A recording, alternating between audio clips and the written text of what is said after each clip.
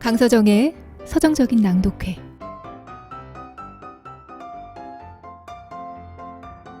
안녕하세요. 책 읽어주는 여자 강서정입니다.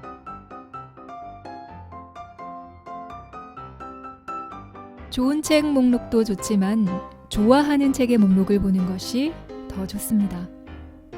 오늘은 제가 좋아하는 책 목록에 상위에 랭크되어 있는 책, 그리고 저의 인생책 중에 한 권인 장그르니의 섬을 읽어드릴까 합니다.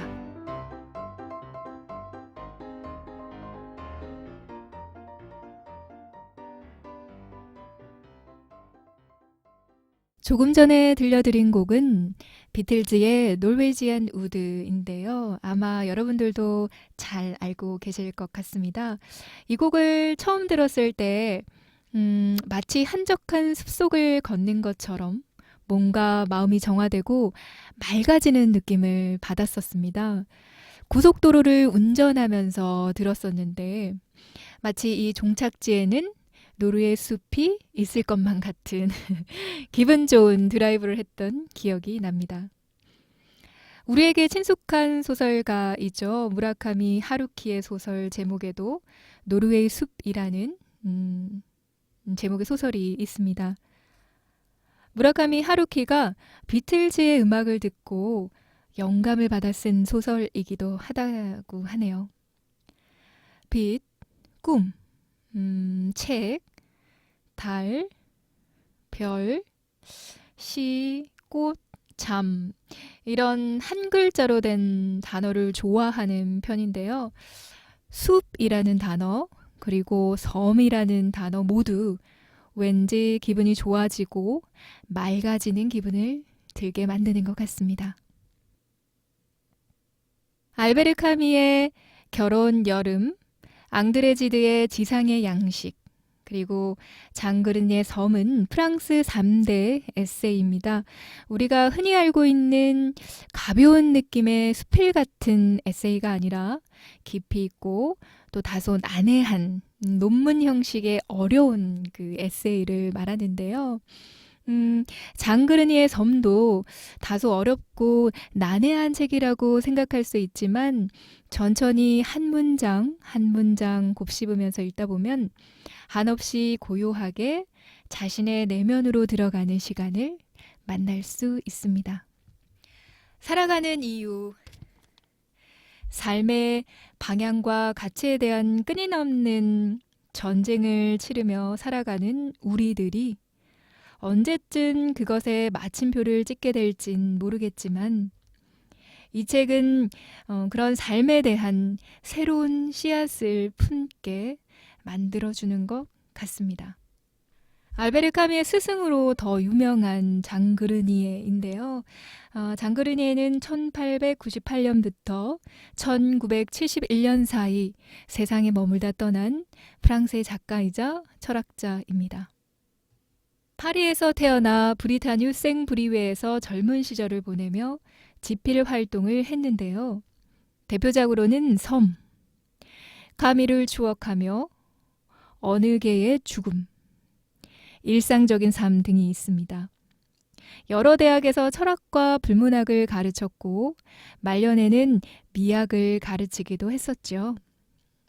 시적인 명상, 그리고 철학적인 반성, 그리고 또 풍부한 서정성이 그의 가장 큰 매력이 아닐까 하는 생각이 드는데요.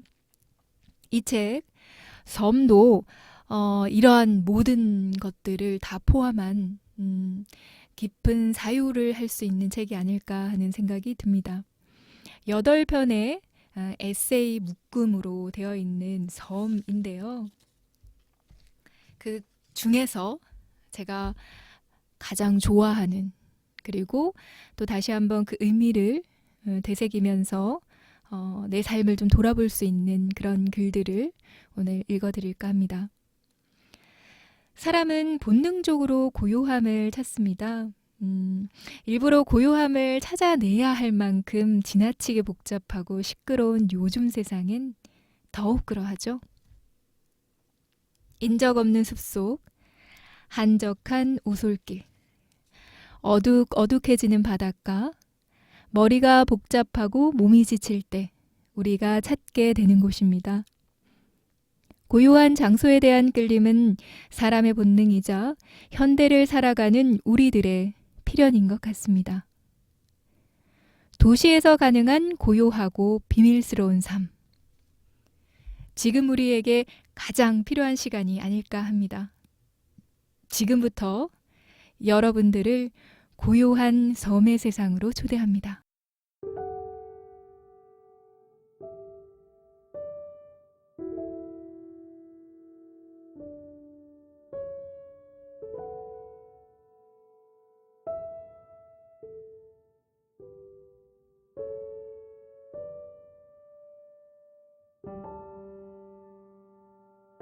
저마다의 일생에는, 특히 그 일생이 동터오르는 여명기에는 모든 것을 결정짓는 한 순간이 있다.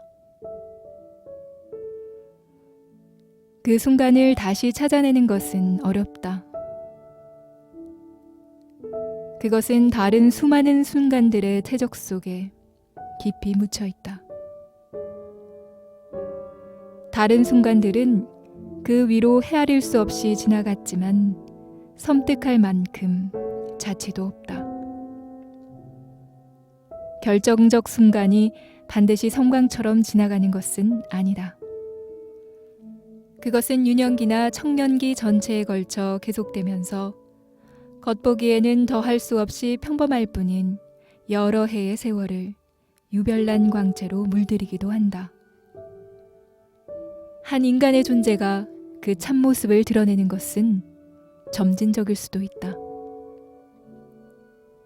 저 자신 속에 너무나도 깊이 꼭꼭 파묻혀 있어서 도무지 새벽빛이 찾아들 것 같지가 않아 보이는 어린 아이들도 있다. 나의 경우는 바로 그러했다. 나의 최초의 기억은 여러 해에 걸친 시간 속에 흩어진 꿈처럼 어렴풋한 기억이다. 나에게 새삼스럽게 이 세계의 헛됨을 말해줄 필요는 없다. 나는 그보다 더한 것을, 세계에 비어있음을 체험했으니 말이다.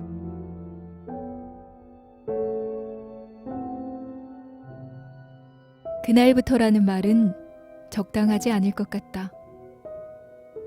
우리의 삶 가운데 일어나는 여러 사건들은, 하여간 내면적인 사건들은 내부의 가장 깊숙한 곳에 감춰져 있던 것이 차례차례로 겉으로 드러나는 일에 지나지 않는 것임을 나는 확신하고 있는 터이니까 말이다. 그러고 보면 그것이 어느 날이냐 하는 문제는 중요하지 않게 된다. 나는 그냥 살아간다기보다는 왜 사는가에 의문을 품도록 마련된 사람들 중에 하나였다. 하여간 덤으로 살아가도록 마련된 것이다.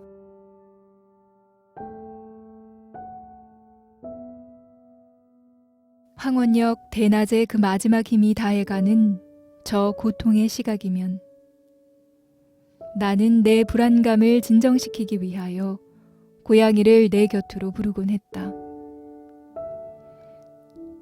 그 불안감을 네에게 털어놓을 수 있으랴.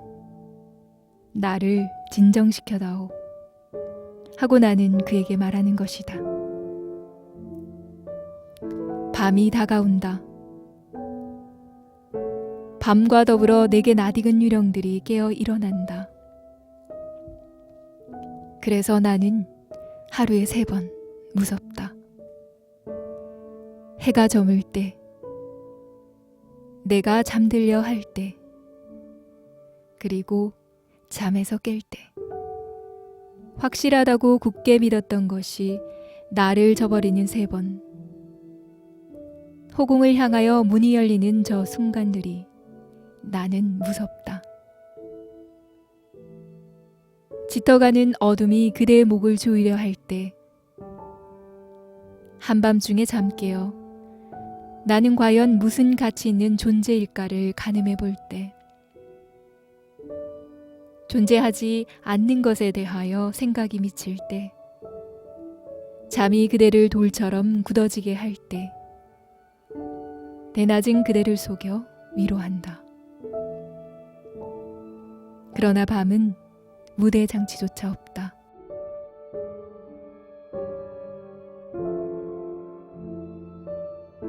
인간들은 남이 자기의 소나기에서 벗어나기를 좋아하지 않는다.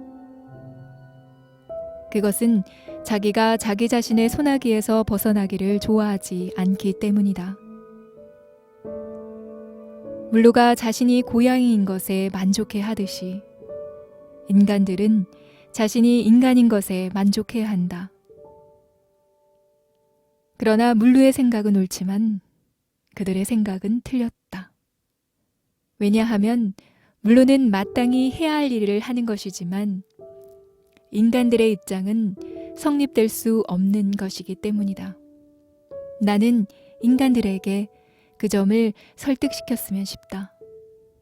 우리들에게는 마땅히 해야 할 일이란 없으며 우리들의 입장이란 성립될 수 없는 입장이라는 것을.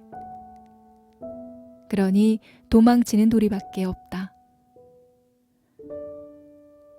그런데 발 딛고 도망칠 단 한치의 단단한 땅도 없다. 물루와 사이에는.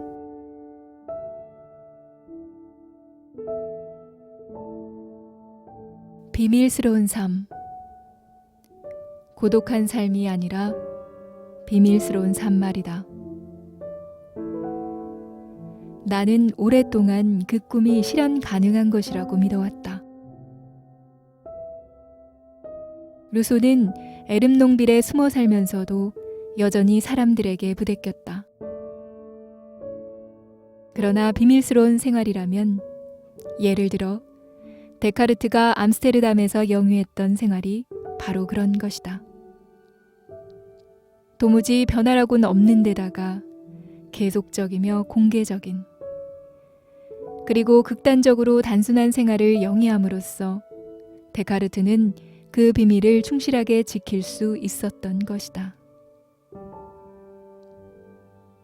후세 사람들은 암스테르담에서 그가 살았던 집에다가 당연히 그래야 한다는 듯이 기념판을 붙여놓았지만 사실 그 집은 시내의 한가운데 있는 평범한 건물에 지나지 않는다. 억세고 활동적인 데다가 남의 사정에 궁금해하기보다는 자기 일에 더 골몰하는 그 대단한 백성들의 무리에 섞인 채 사람의 왕래가 가장 잦은 대도시가 갖추고 있는 편리함을 골고루 다 누려가면서 나는 가장 한갓진 사막 한가운데서 사는 것 못지않게 고독하고 호젓한 생활을 할 수 있었다. 데카르트의 선택은 적절한 것이었다. 그는 생활을 완전히 개방해 놓음으로써 정신은 자기만의 것으로 간직할 수 있었다.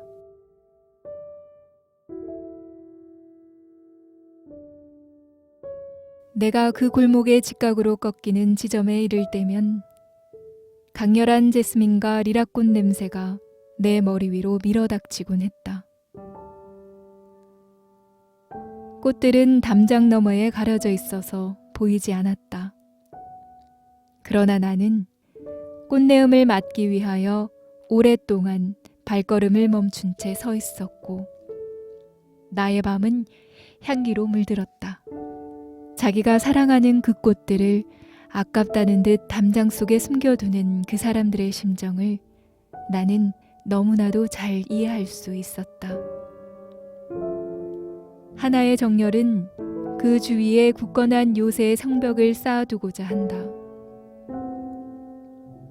그때 나는 하나하나의 사물을 아름답게 만드는 비밀을 예찬했다. 비밀이 없이는 행복도 없다는 것을. 사람들은 여행이란 왜 하는 것이냐고 묻는다. 언제나 충만한 힘을 갖고 싶으나 그렇지 못한 사람들에게 여행이란 아마도 일상적 생활 속에 졸고 있는 감정을 깨우는데 필요한 활력소일 것이다. 이런 경우 사람들은 한 달 동안에, 1년 동안에 몇 가지의 희귀한 감각들을 체험해 보기 위하여 여행을 한다. 우리들 마음속 저 내면적인 노래를 충동질하는 그런 감각들 말이다. 그 감각이 없이는 우리가 느끼는 그 어느 것도 가치를 지니지 못한다. 따라서 인간이 탄생에서부터 죽음에 이르기까지 통과해 가야 하는 저 엄청난 고독들 속에는 어떤 각별히 중요한 장소들과 순간들이 있다는 것이 사실이다. 그 장소, 그 순간에 우리가 바라본 어떤 고장의 풍경은 마치 위대한 음악가가 평범한 악기를 탄주하여 그 악기의 위력을 자기 자신에게 문자 그대로 계시하여 보이듯이 우리들 영혼을 뒤흔들어 놓는다. 엉뚱한 인식이야말로 모든 인식 중에서도 가장 참된 것이다. 즉, 내가 나 자신임을 인식하게 되는 것이다. 즉, 잊었던 친구를 만나서 깜짝 놀라듯이 어떤 낯선 도시를 앞에 두고 깜짝 놀랄 때 우리가 바라보게 되는 것은 다름 아니라 우리들 자신의 진정한 모습이다.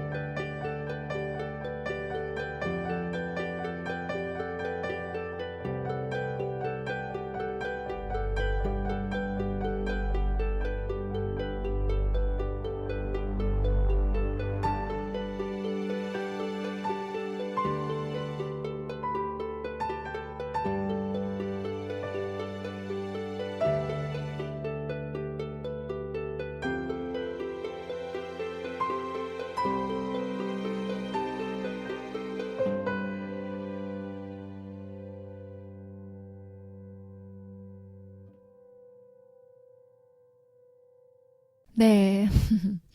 제가 얼마 전부터 바이올린을 배우기 시작했어요. 예전부터 악기를 하나 다루고 싶다라는 생각을 했었고요. 예전에 플룻을 한참 배우기도 했었는데, 폐활량이 약해서 그런지 실력이 잘 늘지가 않아서 좀 중간에 이제 포기를 했던 악기가 있었고요. 다시 이제 얼마 전부터 바이올린을 시작을 했습니다. 서너 차례 바이올린 레슨을 받고 난 후에 집으로 돌아가는 길이었어요. 인기 있는 바이올린 연주곡을 들으면서 갔었는데, 제일 먼저 흘러나온 연주곡은 여러분들도 뭐 잘 아실 거예요. 차이코프스키의 바이올린 협주곡 D장조 작품 번호 35번의 1악장이었습니다. 뭐 워낙 유명한 곡이라서 역시 하며 이렇게 감상을 했었죠. 곧이어 어떤 연주곡이 나올까 신경을 곤두세워서 기다렸는데 스피커에서 가장 먼저 피아노 반주 소리가 들리더라고요. 이어서 바이올린 현과 활이 만들어내는 소리가 이제 온몸으로 스며들기 시작을 했는데 바로 조금 전에 함께 들었던 애니메이션 하울의 움직이는 성 OST 인생의 회전목마라는 곡의 바이올린 연주곡이었어요. 음, 글쎄요. 왠지 모르게 눈물이 쏟아져서 한참 동안 울었던 기억이 나요. 피아노 연주곡으로는 꽤 많이 들었던 곡인데 바이올린 연주곡으로는 제가 처음 들었거든요.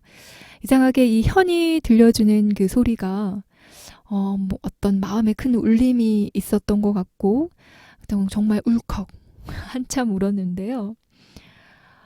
그 음악을 들으면서 나 이 곡 꼭 바이올린으로 연주해보고 싶다라는 결심을 하게 됐고 나 바이올린 배우기 정말 잘했구나. 이런 생각도 그때 했던 것 같아요. 그래서 지금 저는 아주 꾸준히 열심히 바이올린을 배우고 있고요. 기회가 된다면 멋지게 한번 연주를 해보고 싶습니다. 네. 꿈을 향해 달려간다라는 말처럼 공허한 게 또 있을까 하는 생각이 드는데요.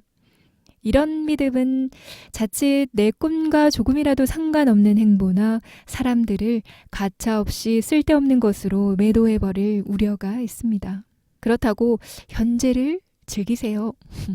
혹은 피할 수 없으면 즐겨라와 같은 말을 하고 싶은 건 아니고요.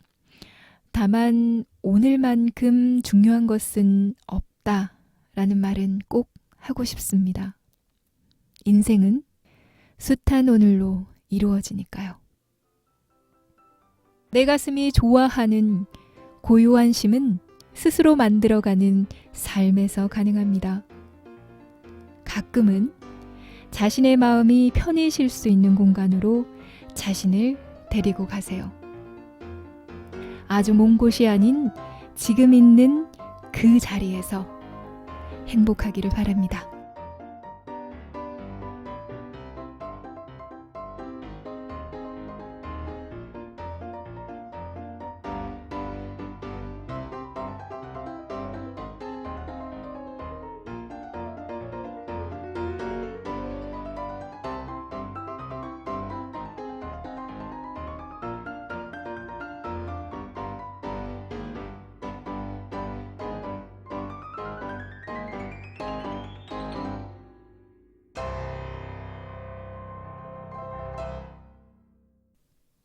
네, 안녕하세요. 서정적인 낭독회 강서정입니다. 제가 다시 돌아왔습니다. 제가 음악 세 곡을 준비를 했는데 제가 초보 유튜버이다 보니까 제 음악을 사용할 수 없다는 사실을 이 현장에 와서 알게 되어서 제가 선택한 이 세 곡의 음악을 대신해서 다른 저작권이 없는 음악을 선택해서 다시 삽입을 해서 녹음을 했습니다. 양해를 좀 부탁드리고요. 다음에는 이런 실수가 없도록 하겠습니다.